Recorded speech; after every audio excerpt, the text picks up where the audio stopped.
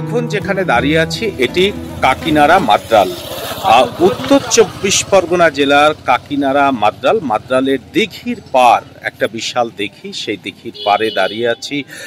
আজকে আপনাদের সঙ্গে পরিচয় করাবো যে সুপ্রাচীন হনুমান মন্দির রয়েছে এখানে, সেই দৃশ্য, সেই মন্দিরের যে সুলোক সন্ধান করবার জন্য আজকে এসেছি। উত্তর 24 পরগনা জেলার কাকিনাড়াতে, কাকিনাড়ার মাদ্রালে রয়েছে এই মন্দিরটি। সেই মন্দিরের সঙ্গে, সেই প্রাচীন মন্দিরের সঙ্গেই হচ্ছে আপনাদের আজকে পরিচয় করাবো, সেই জন্য এসছি। নানা ধর্মের নানা রং, মুশকিল আসান বজরং, এই স্লোগানের উপরেই ভিত্তি করে বহু মানুষ কিন্তু এখানে আসছেন। সেই দৃশ্য আপনাদের সামনে তুলে ধরবো, পুরো ভিডিওটা দেখুন, আমাদের সঙ্গে থাকুন। তিনি মঙ্গলকারী আর একই সঙ্গে অমঙ্গলহারী। ভগবান হনুমান সম্পর্কে সচরাচর এমনটাই বলা হয়ে থাকে। রামায়ণ থেকে মহাভারত, হিন্দু মহাকাব্যে ভগবান হনুমান সম্পর্কে নানা কার্যকলাপ সে কথা স্পষ্ট করে দিয়েছে, বুঝিয়ে দিয়েছে তার সম্পর্কে যা বলা হয়ে থাকে সে কথা মিথ্যা নয়। গ্রহের দোষের জন্য নানা সমস্যায় মানুষ জড়িয়ে পড়ে, সেক্ষেত্রে তিনিই দুর্গতকে পথ দেখান, তাকে সংকট রক্ষা করেন। এতটাই প্রভাবশালী ভগবান হনুমান।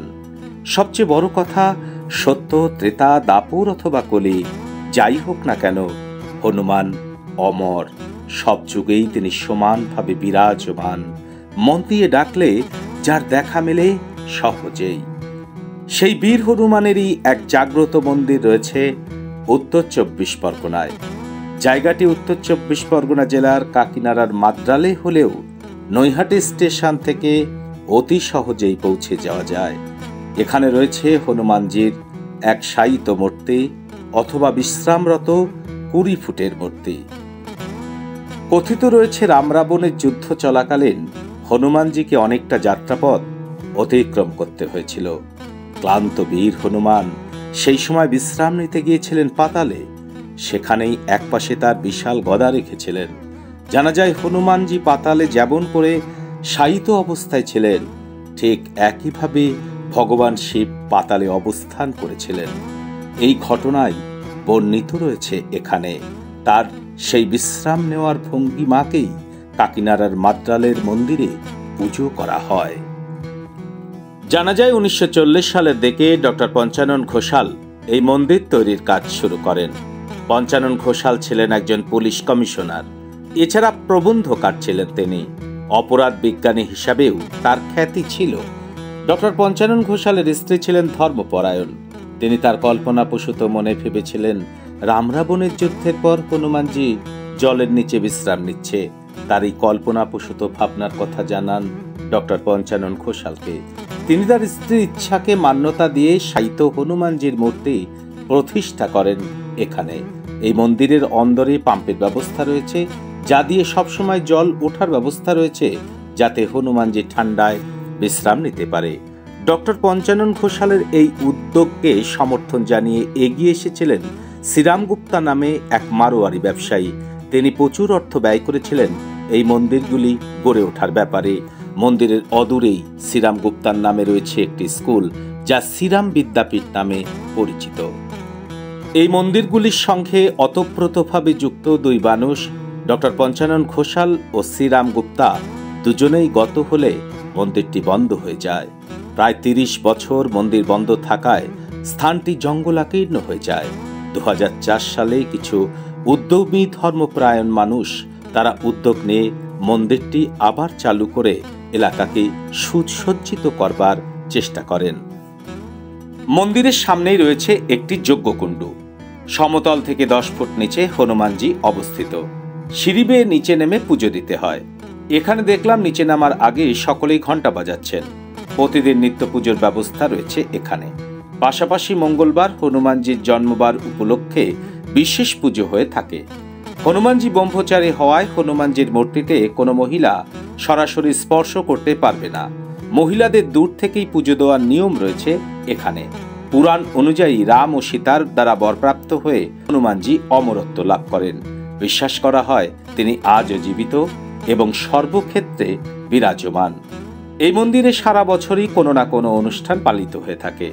সরস্বতী পুজো থেকে শুরু করে দোলযাত্রা, রথযাত্রা, লক্ষ্মী পুজো, দুর্গাপুজো, কালী পুজো, প্রায় সব পুজোই এখানে অনুষ্ঠিত হয়। এছাড়া এখানে অবস্থিত সমস্ত মন্দিরগুলোতেই 3 বেলা নিত্য পুজো হয়।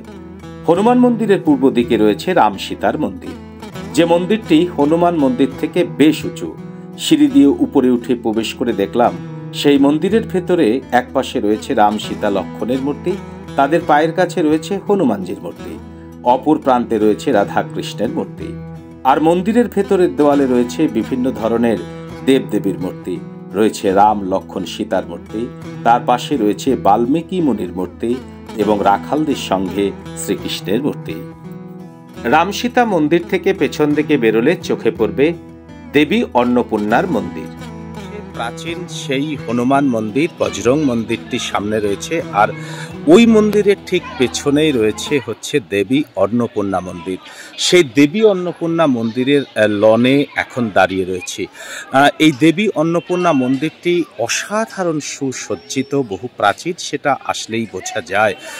দেবী অন্নপূর্ণা মন্দিরের যদি উপরে সিঁড়ি বেয়ে উপরে ওঠেন, সেখানে দেবী অন্নপূর্ণার মূর্তি রয়েছে এখানে, আর নিচের গর্ভগৃহে রয়েছে হচ্ছে শিবের মূর্তি। এবং এই মন্দিরের যে সামনের যে অংশ, সেই সামনের অংশে সুসজ্জিত বাগান রয়েছে, বসবার জায়গা রয়েছে, একদম পার্ক করা রয়েছে, বসবার জায়গা রয়েছে, সুন্দর সুসাদৃশ্য সাজানো গোছানো এই মন্দিরটি রয়েছে। কিন্তু এই একই সঙ্গে হনুমান মন্দিরের সঙ্গেই কিন্তু একই জায়গার মধ্যে কিন্তু এটা রয়েছে, সামনে হনুমান মন্দির আর পেছনে রয়েছে হচ্ছে অন্নপূর্ণা দেবীর মন্দিরটি। সেই মন্দিরটিও কিন্তু অসাধারণ। সামনে বিশাল অংশ জুড়ে রয়েছে সুসজ্জিত বাগান এবং তাতে রয়েছে বসার ব্যবস্থা। লন দিয়ে সামনে এগিয়ে যেতেই চোখে পড়বে মূল প্রবেশদ্বারটি। সেই মূল প্রবেশদ্বারটির একটিতে রয়েছে ময়ূরের প্রতিমূর্তি এবং আরেকটিতে শিবের বাহন অর্থাৎ নন্দীর একটি বড় মূর্তি রয়েছে। মন্দিরের সামনেই রয়েছে একটি বড় স্তম্ভ, তাতে দুপাশে দুটি সিংহের মূর্তি রয়েছে। মন্দিরের দেওয়াল জুড়ে খোদাই করা ভাস্কর্যে হিন্দু মহাকাব্যের বিভিন্ন দৃশ্য সুন্দরভাবে ফুটিয়ে তোলা হয়েছে, যার মধ্যে রয়েছে সমুদ্র মন্থন, শ্রীরাম লক্ষ্মণ সীতা, গোপালের চরিত্রে ভগবান শ্রীকৃষ্ণ, বাসুদেব বালগোপালকে ঝুড়িতে করে নিয়ে যাচ্ছেন, নোনাচল পর্বত থেকে শুরু করে আরও অনেক কিছু। সিঁড়ি বেয়ে উপরে উঠলে দেখা যাবে সেখানে রয়েছে দেবী অন্নপূর্ণা ও বাবা মহেশ্বরের প্রতিমূর্তি। এখানে মা দুর্গা অন্নপূর্ণা রূপে পূজিতা হন। নিচে গর্ভগৃহে রয়েছে বড় একটি শিবলিঙ্গ। পেছনের দেওয়ালে সমুদ্র মন্থনের চিত্র বর্ণিত রয়েছে।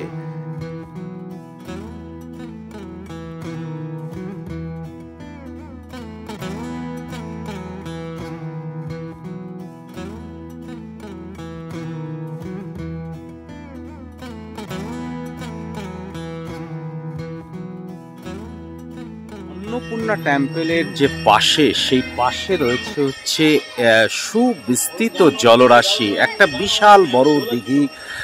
সেই দিঘিতে বোটিং করার ব্যবস্থাও রয়েছে, আর রয়েছে একটা সুসাদৃশ্য বাচ্চাদের পার্ক, বাচ্চাদের নানা রকমের খেলনার উপকরণ রয়েছে। সেই পার্কের মধ্যে একাধিক বসার জায়গা রয়েছে এবং যে জলাশয়টা রয়েছে, যে দিঘিটা রয়েছে, একটা বৃহৎ অংশ জুড়ে কিন্তু এই দিঘিটি রয়েছে এবং বোটিং কিন্তু এখানে অনেকেই বোটিং করছে, বোটিংয়ের ব্যবস্থা রয়েছে। এই উত্তর 24 পরগনা জেলার এই কাকিনাড়া মাদ্রালে রয়েছে এমন অপূর্ব সুন্দর একটি জায়গা, যে জায়গা একটি হনুমান মন্দির, অন্নপূর্ণা মন্দিরকে কেন্দ্র করে কিন্তু গড়ে উঠেছে। মন্দির চত্বর জুড়ে রয়েছে সুন্দর একটি পার্ক। পাশের বিশাল মাদ্রাল দিঘি সেই পরিবেশকে আরো মনোগ্রাহী, মনোরম করে তুলেছে। পার্কের মধ্যে বিভিন্ন জায়গায় রয়েছে বসার ব্যবস্থা, শিশুদের বিভিন্ন রকমের খেলার সরঞ্জাম, বিশাল দিঘিতে বোটিং করার ব্যবস্থা রয়েছে। মন্দির চত্বর জুড়ে অপরূপ প্রাকৃতিক সৌন্দর্য, যা আপনাকে মুগ্ধ করবেই। শুরু হয়েছে। অনেকেই শীতে কাছে পিঠে বেড়াতে যেতে চান। কেউ যদি একবেলার জন্য বেড়াতে আসতে চান বা একবেলার জন্য একটি নিরিবিলি সময় কাটাতে চান, অবশ্যই তারা কিন্তু এই জায়গাটিতে আসতে পারেন। একটা নতুন অভিজ্ঞতা হবে আপনাদের। অপূর্ব সুন্দর এই জায়গাটি কিন্তু রয়েছে কাকিনাড়া স্টেশনের কাছে। কাকিনাড়া থেকে টোটোয় করে 10 মিনিট, এবং নৈহাটি, কেউ যদি কাকিনাড়া থেকে না আসতে চান তাহলে নৈহাটি স্টেশন থেকেও কিন্তু টোটোয় 10 মিনিটের মধ্যে পৌঁছে যাবেন এই সুন্দর জায়গাটিতে। আজকের ভিডিওটি এখানেই শেষ করছি। আবার দেখা হবে আরেকটি নতুন ভিডিওতে। আপনারা ভালো থাকবেন, সুস্থ থাকবেন।